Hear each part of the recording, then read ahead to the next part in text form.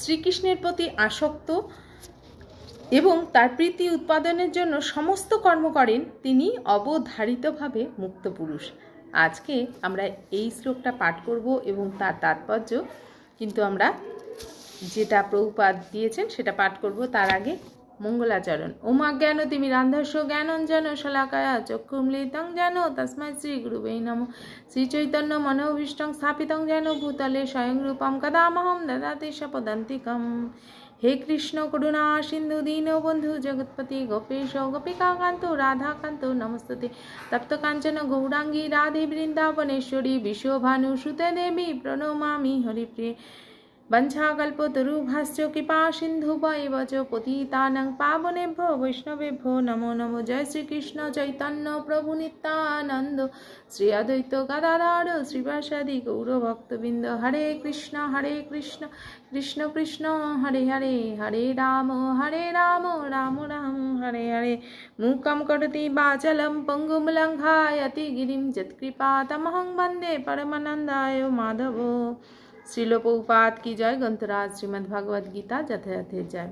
হরে কৃষ্ণ বন্ধুরা, আজকে আমরা শ্রীমদ্ ভাগবত গীতা যথাযথের পঞ্চম অধ্যায় অর্থাৎ কর্ম সন্ন্যাস যোগের শ্লোক নাম্বার 12 পাঠ করব এবং তার অনুবাদ ও তাৎপর্য যেটা প্রভুপাদ দিয়েছেন সেটা পাঠ করব। প্রথমে শ্লোকটা পাঠ করি। যুক্ত কর্ম ফলং ত্যক্তা শান্তিমা আপনোতি নৈষ্ঠিক্যম অযুক্তং কামকারেণ ফলে শক্ত নিবদ্ধতে। অনুবাদ: যোগী কর্মফল ত্যাগ করে নৈষ্ঠিকী শান্তি লাভ করেন, কিন্তু সকামকর্মী কর্মফলের প্রতি আসক্ত হয়ে কর্ম করার ফলে কর্মের বন্ধনে আবদ্ধ হয়। তাৎপর্য প্রভুপাদ বলছেন, কৃষ্ণ ভাবনাময় ভক্ত এবং দেহাত্ম বুদ্ধি সম্পন্ন বৈশ্বিক মানুষের মধ্যে পার্থক্য হচ্ছে যে কৃষ্ণ ভাবনাময় ভক্ত শ্রীকৃষ্ণের প্রতি আসক্ত এবং দেহাত্ম বুদ্ধি সম্পন্ন বিষয়ী তার কর্মফলের দ্বারা আবদ্ধ। যে মানুষ শ্রীকৃষ্ণের প্রতি আসক্ত এবং তার প্রীতি উৎপাদনের জন্য সমস্ত কর্ম করেন, তিনি অবধারিতভাবে মুক্ত পুরুষ, কারণ তিনি কখনোই কর্মফলের আশায় উৎকণ্ঠিত হন না। যে মানুষ ভগবানের প্রতি আসক্ত এবং ভগবানের প্রীতি উৎপাদনের জন্য কর্ম করেন, তিনি সবসময় মুক্ত পুরুষ, কারণ তিনি কর্মফলের আশায় কোনো কাজ করেন না। শ্রীমদ্ ভাগবতে বলা হয়েছে,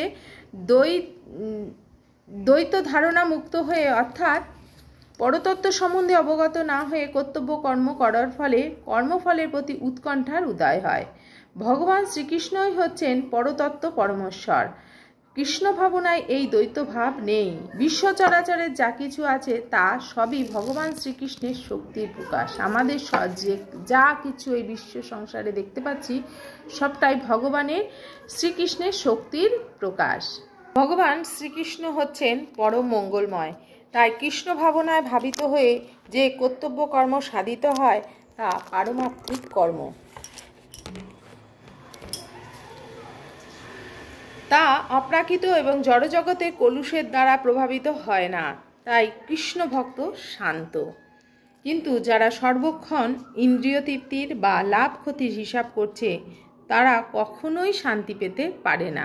কৃষ্ণ ভক্তের কোনো ইন্দ্রিয় তৃপ্তির বাসনা নেই এবং লাভ বা ক্ষতি, কোন কর্মে লাভ বা কোন কর্মে ক্ষতি, সেটা নিয়েও তাদের মাথা ব্যথা নেই। তাই কৃষ্ণ ভক্ত শান্ত। তাদের একমাত্র উদ্দেশ্য হচ্ছে কৃষ্ণের প্রীতিবিধান,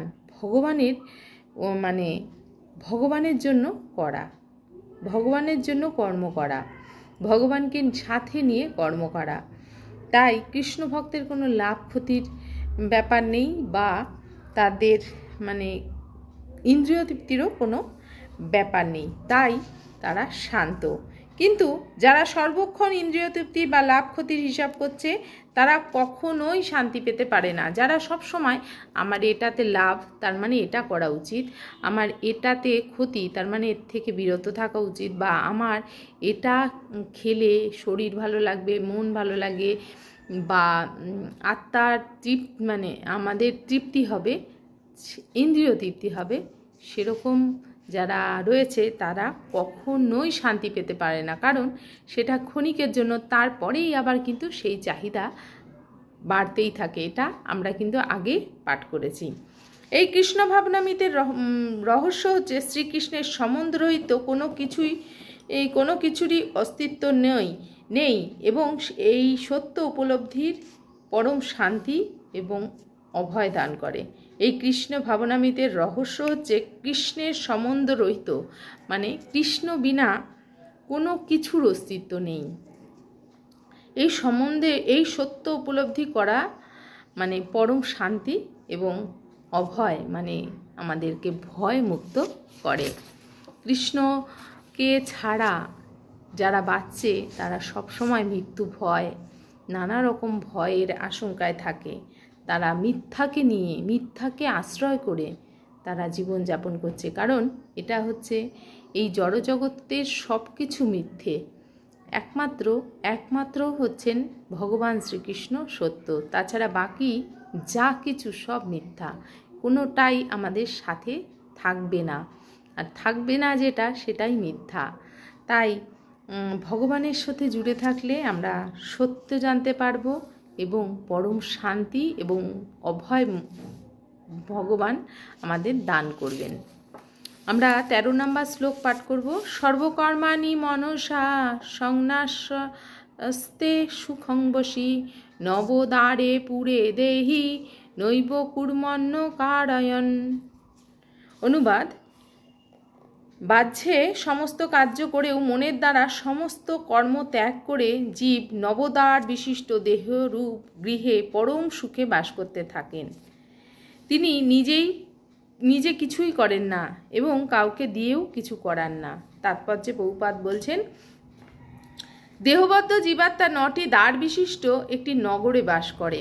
দেহরূপী নগরটি কার্য প্রাকৃতিক গুণের প্রভাবে আপনা থেকেই সাধিত হয়। জীবাত্মা যদিও স্বেচ্ছায় এই দেহের বন্ধনে আবদ্ধ হয়ে পড়েছে, কিন্তু তবুও সে যদি ইচ্ছা করে তবে তার থেকে মুক্ত হতে পারে। আমাদের দেহে 9টি দ্বার আছে, যেমন চক্ষু, কর্ণ, মুখ, তারপরে নাক, তারপরে মানে সব এরকম সমস্ত দেহে আমাদের 9টি দ্বার রয়েছে। যেই দেহের বন্ধনে জীবাত্মা নিজের কর্মফলের জন্য আবদ্ধ হয়েছে, কিন্তু সে ইচ্ছা করলে এই দেহের বন্ধন থেকে মুক্ত হতে পারে। তার দিব্য স্বরূপের কথা ভুলে যাওয়ার ফলে সে তার জড় দেহটিকে তার স্বরূপ বলে মনে করে নানা রকম দুঃখ কষ্ট ভোগ করে। তার দিব্য স্বরূপ হচ্ছে সে ভগবানের অবিচ্ছেদ্য অংশ।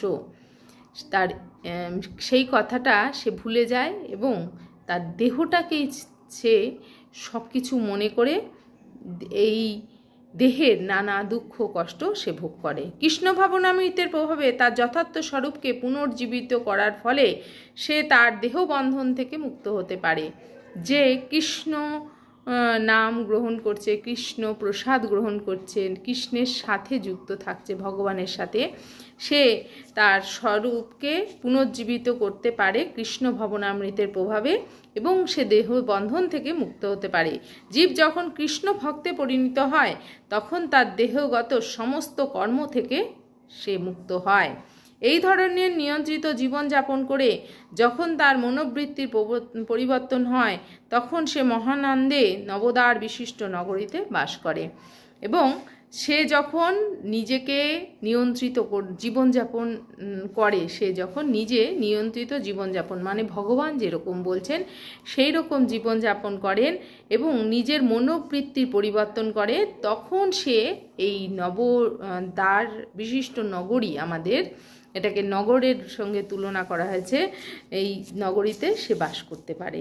এই 9টি দ্বার বিশিষ্ট নগরীর বর্ণনা করে বলা হয়েছে, পরমেশ্বর ভগবান যিনি জীবাত্মার দেহে বাস করছেন তিনিই হচ্ছেন বিশ্ব চরাচরের অধীশ্বর। দেহের 9টি দ্বার হচ্ছে, এখানে দেহের 9টি দ্বার আমি যে বললাম সেটাকে পুরো ভালোভাবে বর্ণনা করা হচ্ছে। 2টি চোখ, 2টি নাক, 2টি কান, মুখ, উপস্থ ও পায়ু, এই মানে এই কটা মিলে হচ্ছে 9টি দ্বার আমাদের। যেমন মুখ, তাছাড়া আর আমাদের কোথাও দ্বার নেই।